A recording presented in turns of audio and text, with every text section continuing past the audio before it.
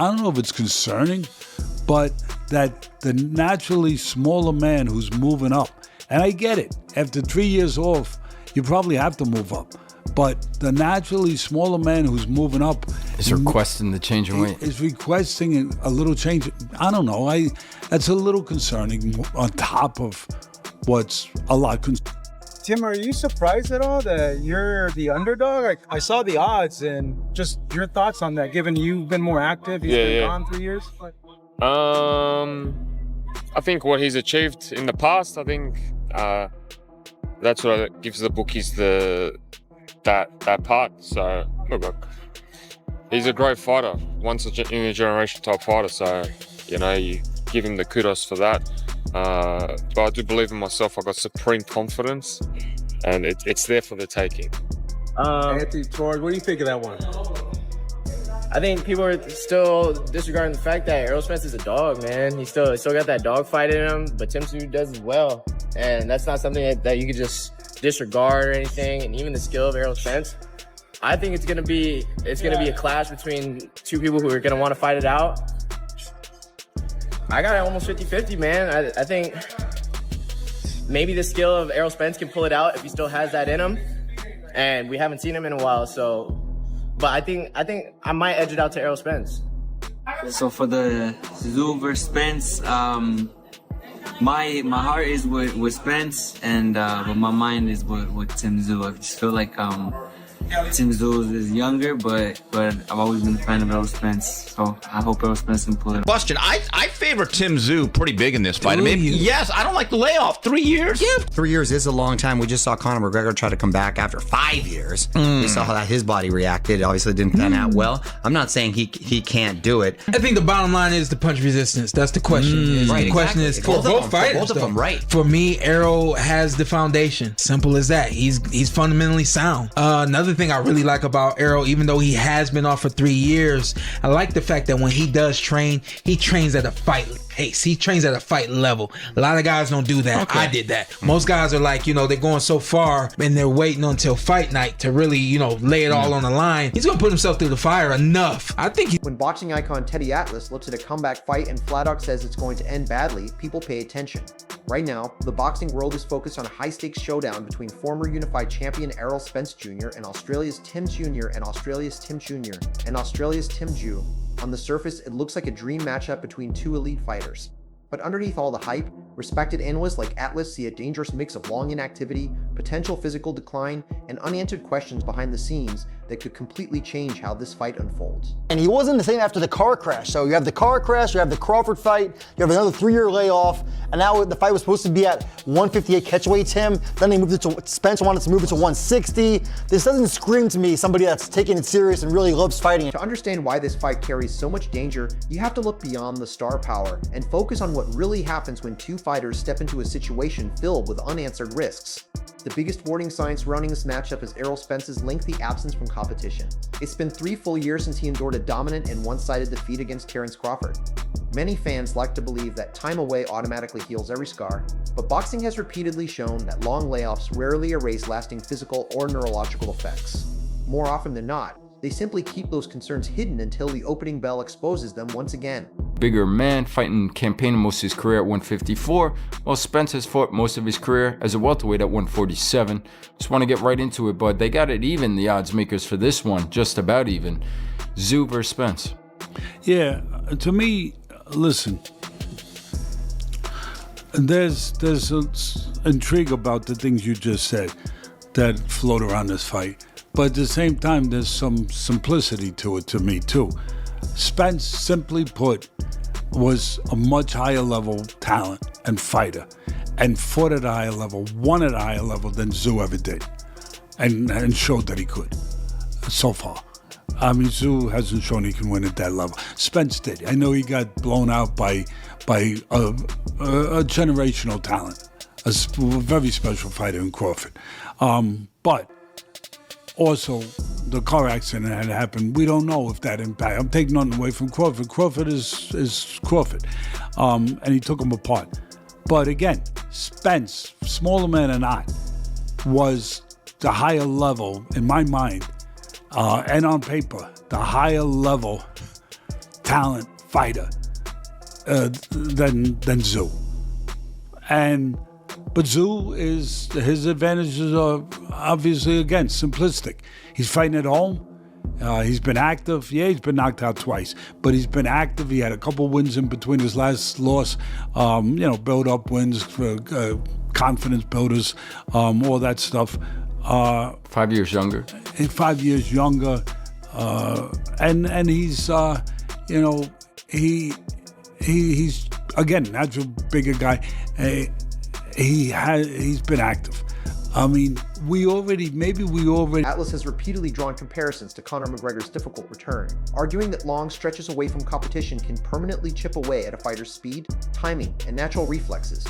Add that concern to Errol Spence's history of serious car accidents and retinal detachment surgery, and Teddy believes there's a real possibility that the incredible punch resistance Spence was once known for may no longer be what it used to be.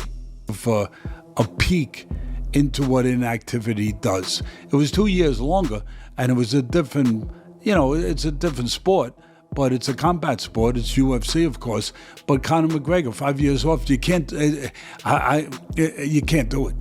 I mean, Muhammad Ali, when he came back 3.5 years off, he had 2 tune-ups, and he couldn't beat Joe Frazier the first fight because the talents he depended on the most, his speed, his reflexes, the timing, they've been eroded by 3.5 years off.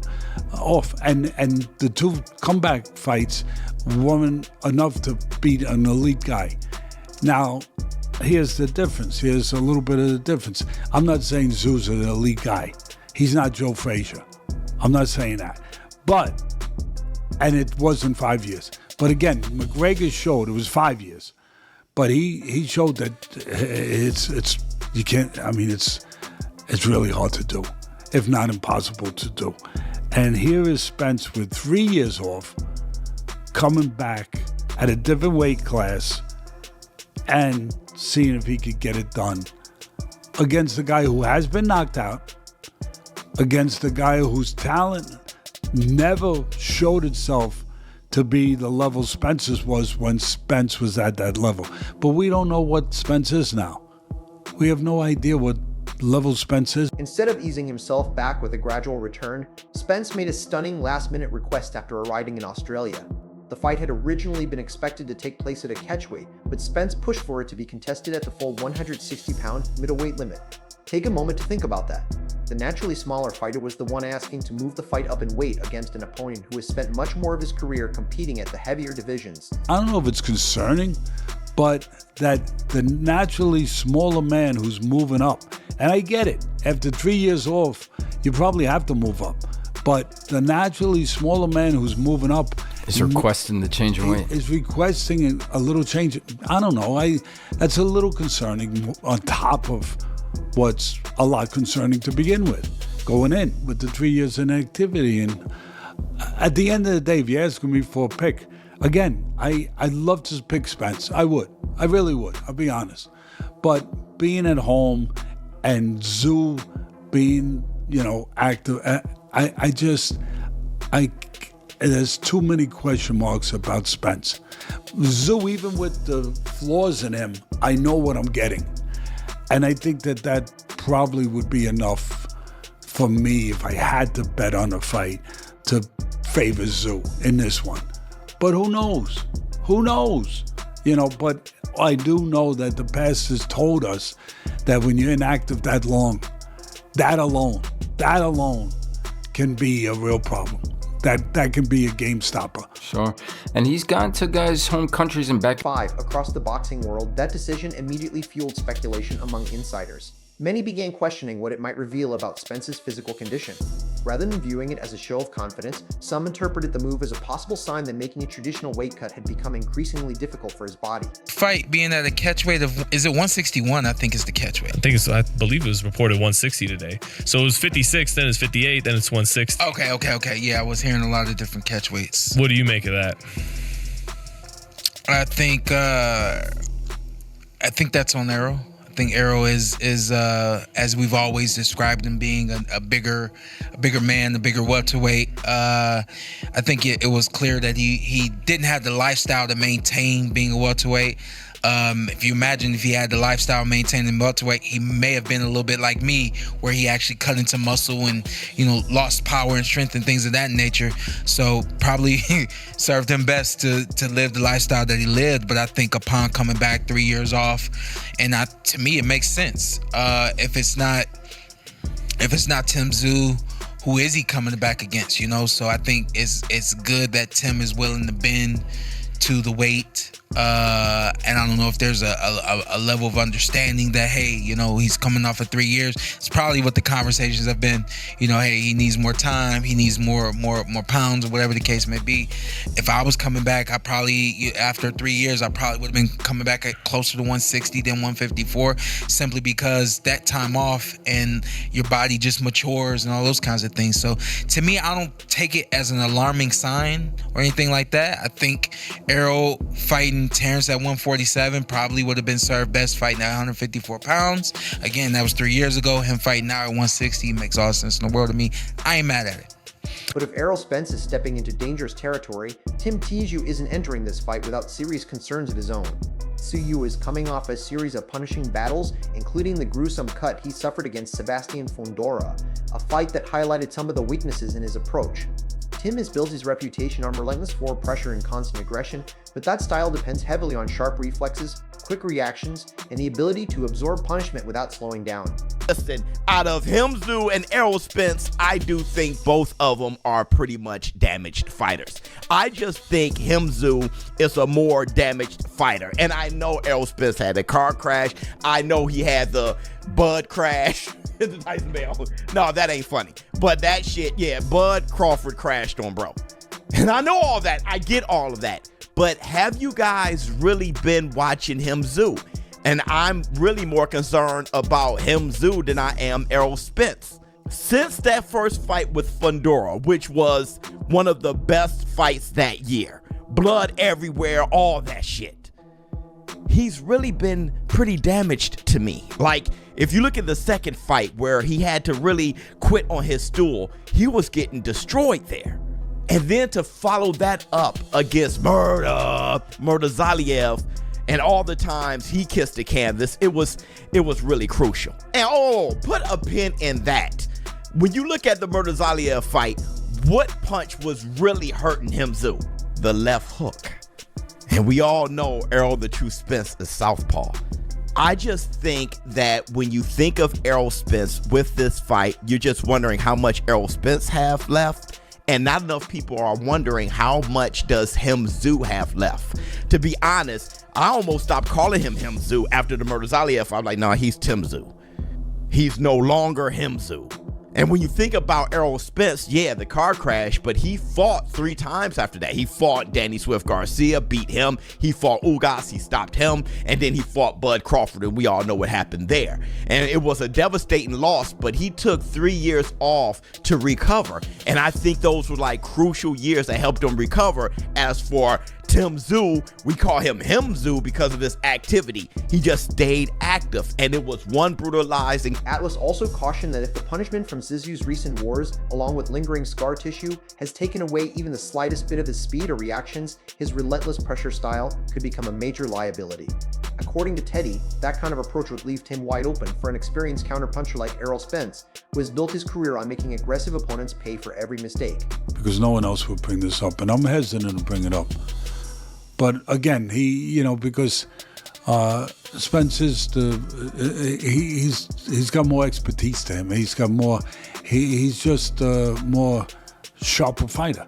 When he was. Again, it's been 3 years. I don't know, but I know that Tszyu has a legendary former champion now training him. Fennick. And Jeff Fennick. And I sometimes you can say, wow, that's a good thing. I don't know if it's always. We'll find out. I don't know if it's always. Maybe it is. I don't know if it always is. Because I've seen former fighters. I've been in the trenches seeing it.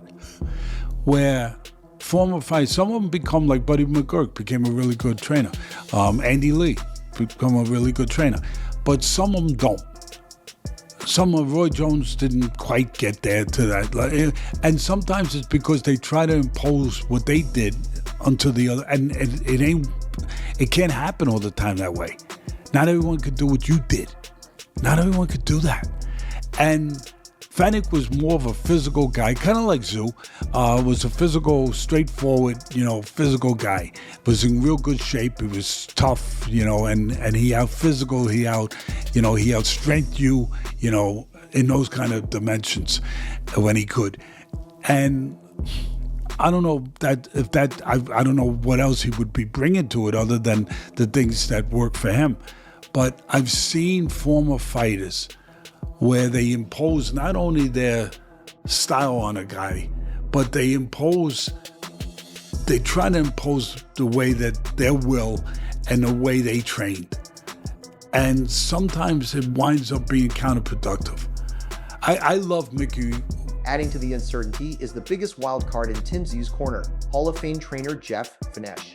Finesse is known for his aggressive, no-nonsense approach that emphasizes constant pressure and physical warfare. History has shown that when a legendary former champion tries to recreate his own fighting style through another boxer, the results don't always go as planned.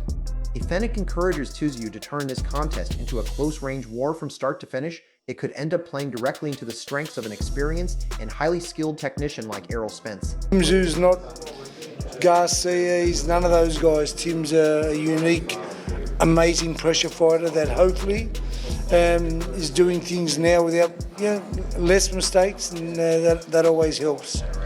So game plan wise, you see this one as more playing out fireworks rather than a chess match?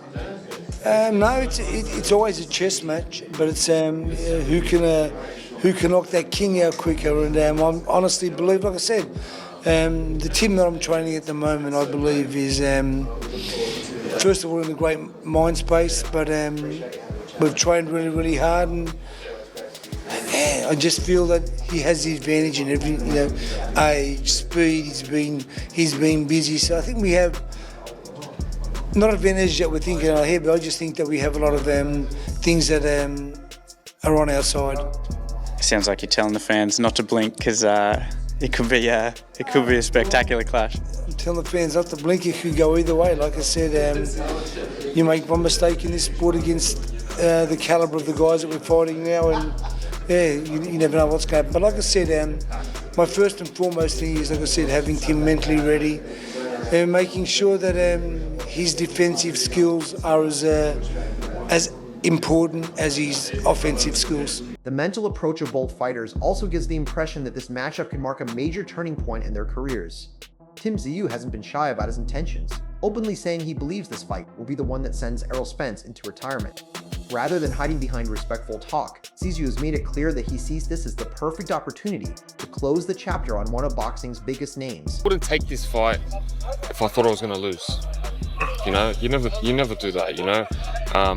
I am 100% confident in victory, and this is why this fight is made.